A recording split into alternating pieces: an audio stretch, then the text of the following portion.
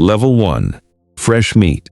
Most people who go in never come out the same person, and what you're about to see is exactly how far someone climbs inside a hierarchy most people on the outside never learn exists. It starts here in a fluorescent-lit intake room, where a number replaces the name you've answered to your entire life. And the specific disorientation of that exchange, functional and administrative on the surface, is the actual first lesson of everything that follows. They take your clothes, your watch, the small items that made you recognizable to yourself an hour ago, and issue you a uniform identical to every other uniform in the building. A deliberate erasure that has nothing to do with efficiency and everything to do with the actual psychology of what's about to happen to you. You're photographed, processed, moved through a sequence of doors that lock behind you with a specific finality no door on the outside ever had. And by the time you reach your assigned cell, the version of yourself that walked in this morning already feels like a stranger. The cell door closes for the first time, and the specific sound it makes, a heavy mechanical finality, becomes something your body will remember long after your mind stops consciously registering it. Your cellmate, a stranger who will know things about your daily existence that your closest friends outside never will. Size you up in the first 30 seconds with a precision that has nothing to do with cruelty, and everything to do with the actual, immediate calculus of who you might be and what that means for him. You learn the yard's actual geography within days, not from any orientation but through the same method everyone learns it. Watching who sits where, who doesn't make eye contact with whom. Absorbing an entire unwritten social structure that governs your survival more directly than any official rule the institution actually enforces. There's a moment in your first week, a minor confrontation over something that seems absurdly small from the outside, a seat, a look held a beat too long, and the specific way you handle it, the composure or the lack of it, becomes information that travels faster through this place than any official record ever could. Level 2. Yard regular. You're not new anymore, and the texture of every day here shifts in ways that are hard to fully articulate to anyone who's never lived inside this specific kind of time. You've learned the actual rhythm of the institution, which hours are safe, which corners of the yard belong to which groups, which guards enforce rules consistently and which ones look away for reasons that have nothing to do with kindness. You develop relationships that exist entirely within these walls, alliances built on the specific, practical logic of who watches your back and who you watch in return. A currency more valuable here than anything you could have brought in with you. There's an incident where a newer inmate, exactly as disoriented as you once were, becomes a target for exactly the kind of testing you once survived. And you catch yourself recognizing the pattern with an uncomfortable clarity, understanding the specific calculus of whether to intervene or stay uninvolved.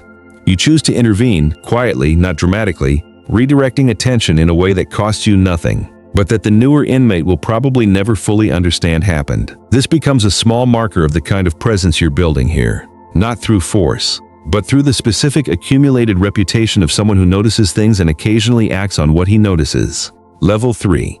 The hustler. Time moves differently now, measured less in days and more in the accumulated weight of routines that either grind you down or slowly build something in you that wasn't there before you arrived. You start running a small trade, nothing dramatic, coffee, stamps, the specific small economy that exists in every institution regardless of what the official rules claim. And you learn quickly that the actual skill here isn't acquiring goods, it's understanding exactly who can be trusted with credit and who can't. Your reputation as reliable, someone who settles debts and doesn't shortchange people, becomes genuinely valuable currency, more valuable in practical terms than the goods themselves. There's a moment where you're offered a shortcut, a way to expand your trade that involves crossing a specific line you've been careful to avoid, contraband that carries real institutional consequences if discovered. You decline, understanding, even as you decline, that the specific caution required to build something sustainable here is different from the aggressive expansion that gets people caught, transferred, or worse. Your operation grows slowly, deliberately, through a reputation for fairness that other inmates start explicitly relying on when they need to settle disputes that have nothing directly to do with you. You develop a specific read on institutional rhythms, which staff rotations create opportunities and which create risks. Knowledge that accumulates not because anyone teaches it directly, but because survival and success here both require you to notice patterns nobody explicitly points out. There's a shakedown, a surprise search that costs you materially but that you'd prepared for exactly this possibility. And the specific composure with which you absorb the loss, rather than reacting in a way that draws additional attention, teaches you something about sustainable operation in an environment where almost nothing is fully within your control. Level 4. The enforcer.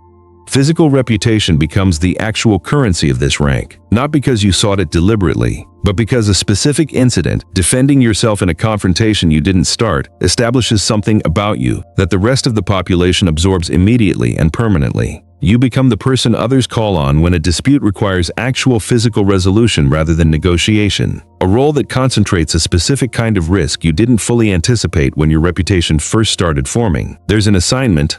A debt that needs collecting through means more direct than conversation, and the specific composure required to execute this without losing control of yourself in the process becomes the actual skill this rank demands, more than raw physical capability alone. You start noticing which of your peers handle this specific weight sustainably, and which ones let the violence itself become something they seek out rather than something they execute when required. And you understand, watching this distinction play out repeatedly, that longevity here depends entirely on maintaining that difference in yourself. Your reputation now precedes you into every room, a specific kind of currency that reduces the actual frequency of confrontation. Because most disputes resolve themselves once the parties understand what escalation would actually mean. There's a moment where someone tests this reputation directly, calculating that your restraint means weakness rather than control. And the specific, controlled response required, decisive enough to end the challenge permanently, without escalating into something that draws the institution's direct intervention, teaches you something about the actual precision this rank demands. Level 5. Shot caller. Authority over an entire wing changes the calculation of your existence entirely, because you're no longer just managing your own reputation. You're responsible for maintaining order among dozens of men whose disputes, debts, and grievances all eventually route through your judgment, whether you actively seek that responsibility or not. You become the person absorbing pressure from every direction, other shot callers, the men under your authority. Occasionally even staff who understand that your cooperation makes their job easier than direct confrontation ever would. You learn to read loyalty and its absence with a precision that civilian management never requires. Because the cost of misjudging someone here isn't a bad quarter, it's violence that could implicate everyone connected to you. There's a challenge to your authority, a younger inmate building his own following and testing whether your control actually extends as far as everyone assumes it does, and the specific calculated response required, firm enough to end the challenge decisively, but controlled enough not to trigger the kind of institutional crackdown that would cost you everything. Teaches you something about authority that no earlier rank fully prepared you for. You start managing relationships with staff members who've learned that your cooperation keeps the wing calmer than direct enforcement ever could. A specific negotiation that requires understanding exactly what each side actually needs without either side ever formally acknowledging the arrangement. The responsibility weighing on you now is substantial, genuinely exhausting in ways the earlier ranks never demanded, and the specific psychological adjustment required to carry this while knowing exactly how precarious your position actually remains, creates a tension that never fully resolves. Level 6. The old head. Years accumulate, and your authority now rests on something entirely different from physical reputation or active enforcement. It rests on accumulated institutional knowledge and a specific kind of respect that younger inmates extend not because they're forced to, but because they recognize something in you they're trying to become themselves. You develop a specific eye for which younger men are building something sustainable, and which ones are heading toward exactly the kind of trouble that ends careers here permanently.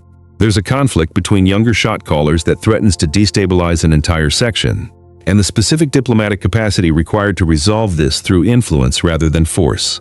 Drawing on decades of accumulated respect rather than any physical intervention demonstrates a different kind of authority than anything the earlier ranks demanded. You start mentoring younger men directly, not out of obligation, but because you recognize in them the same disoriented uncertainty you once carried, and the patience required to guide them without simply asserting decades of accumulated authority is its own discipline you develop slowly, watching others do the same for you decades earlier. The specific isolation of this rank surprises you in ways the more dangerous ranks never quite produced. A growing awareness that most of the men around you have known you only as an authority figure, never as the disoriented fish you once were, and the specific loneliness of being fully known only through your reputation rather than your actual history becomes its own permanent weight. Level 7.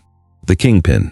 Control over the institution's actual practical power structure means something different from anything the official hierarchy chart could ever represent. And there is no rank above you inside these walls to answer to, only a permanent, exhausting calculus of which threats from below actually matter and which are noise. You shape the institution's actual daily function now, decisions about which disputes get resolved quietly and which ones staff needs to notice. about the specific balance between visible cooperation with administration and the actual informal authority that makes the entire population function without staff needing to understand how. There's a threat to your position, a coalition forming among younger inmates who've calculated that your authority has aged past its ability to enforce itself, and the specific, exhausting vigilance required to address this before it destabilizes everything you've built draws on every instinct accumulated across every rank you've held before this one. You understand, at this rank, that the specific relationship between authority and safety inside these walls is more precarious than it appears from any rank beneath this one. Because the more central you become to how the entire population actually functions, the more valuable removing you becomes to anyone with sufficient ambition. Somewhere in an intake room tonight, someone is having his name replaced with a number, absorbing a version of the same disorientation you once absorbed, not knowing your name, never likely to know it, but stepping into a hierarchy that exists in its exact current form, partly because of decisions you made at every rank before this one. The structure continues whether you're here to see it or not, because that is the actual nature of this world's legacy, an order that outlasts any single man's time inside it, that has already outlasted men more powerful than you will ever become.